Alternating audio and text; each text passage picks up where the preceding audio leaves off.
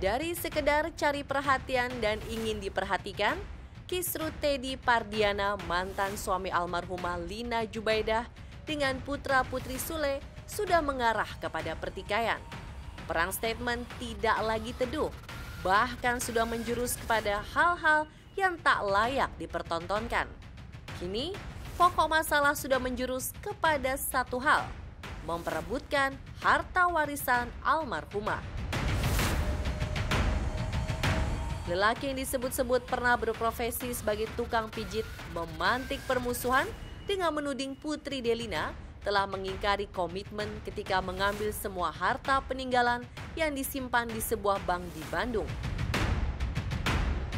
Pada saat kejadian meninggal itu itu aset berupa sertifikat dan harta peninggalan itu dikuasai oleh saudara Teddy.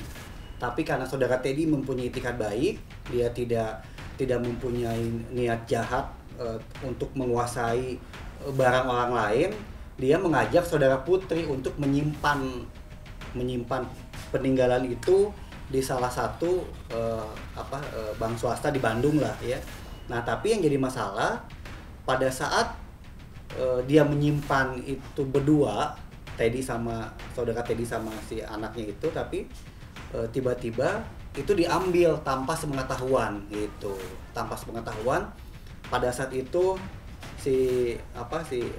itu ngambil ke sana, sudah diambil baru dia bilang bahwa itu sudah diambil, kan harusnya nggak boleh harusnya gitu.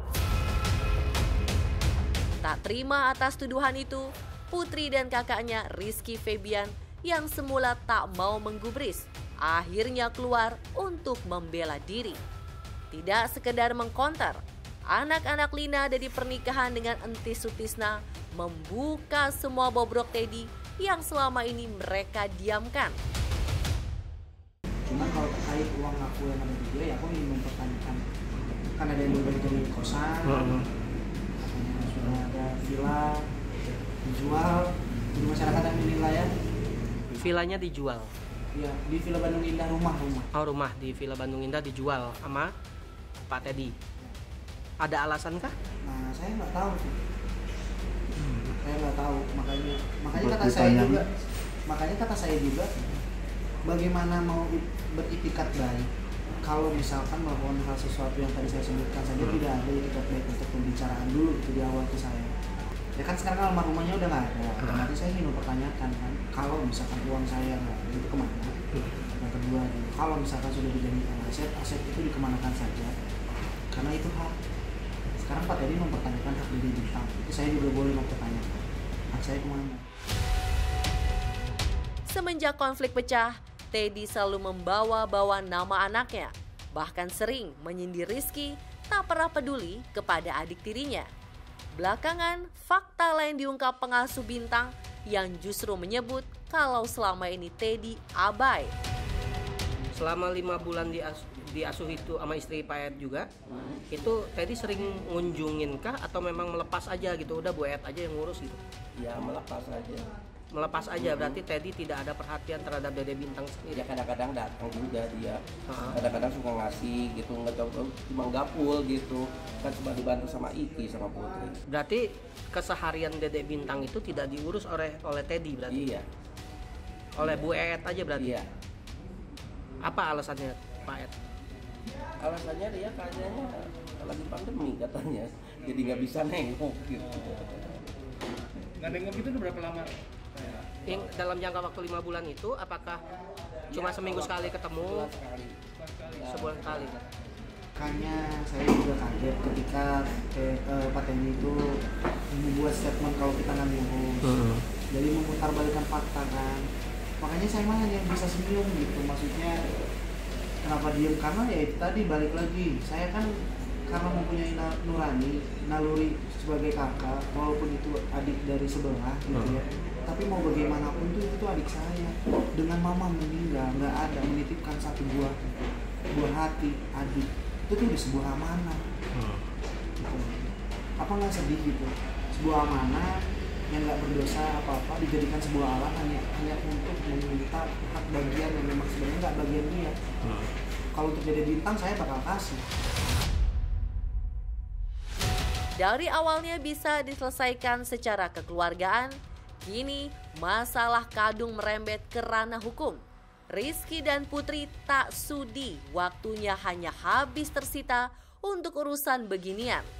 Ia telah menunjuk pengacara untuk menyelesaikan. Jadi Putri sudah menginformasikan ke Pak Teddy bahwa Putri mau ngambil dokumen-dokumen dan persiapan dan perhiasan yang ada di deposito. Dan itu masih ada chatnya kan gitu ya. Dan Putri merasa, itu memang haknya gitu ya.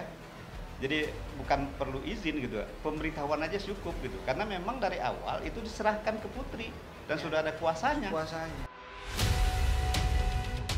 Menurut informasi yang berhasil dihimpun tim Selebritas Siang, Lina diketahui memiliki banyak harta tak bergerak, seperti tanah maupun aset di bidang properti yang tersebar di beberapa daerah di Jawa Barat. Selain memiliki 2 hektar tanah di kawasan Pengalengan, ia juga memiliki sebidang tanah di kawasan Lembang, Ciamis, Cileunyi, Ujung Berung, hingga Parongpong yang ditaksir mencapai 15 miliar rupiah lebih. Belum lagi sawah di kawasan Banjaran, kos-kosan 32 pintu di kawasan Buah Batu, rumah dan ruko di kawasan Penyawangan, serta piutang yang belum dibayarkan hingga mencapai 1 miliar rupiah. Di samping itu, ia juga diketahui memiliki sebuah salon kecantikan yang ditaksir senilai 1,5 miliar rupiah. Versi pengacara yang mengurusi isi surat wasiat dan warisan almarhumah, semua harta yang dimiliki Lina adalah pencarian sebelum menikah dengan Teddy, alias Gono Gini, yang didapat dari pembagian sewaktu bercerai dengan Sule. Karenanya disebutkan, semua warisan itu hanya jatuh kepada Rizky Febian dan adik-adiknya. Kurun waktu adanya putusan perceraian, itu kaitan rumah yang di Panyawangan dan kontrak ruko yang ada di Panyawangan yang dipakai salon itu diberikan untuk Putri Delina. Terus juga ada tanah yang ada di Cikoneng, Kabupaten Ciamis. Terus tanah juga ada di Cilengkrang. Terus ada rumah di Villa Bandung Indah. Nah, kemudian ada tanah juga di Parongpong Lembang, itu 2 kapling. Nah, itu memang diamanatkan nanti diserahkan kepada putra dan putrinya yang sudah dewasa. Lihat rincian tadi, kemudian dihitung dengan NJOP sekarang, ya, saya rasa mencapai sekitar angka 10 lebih lah itu.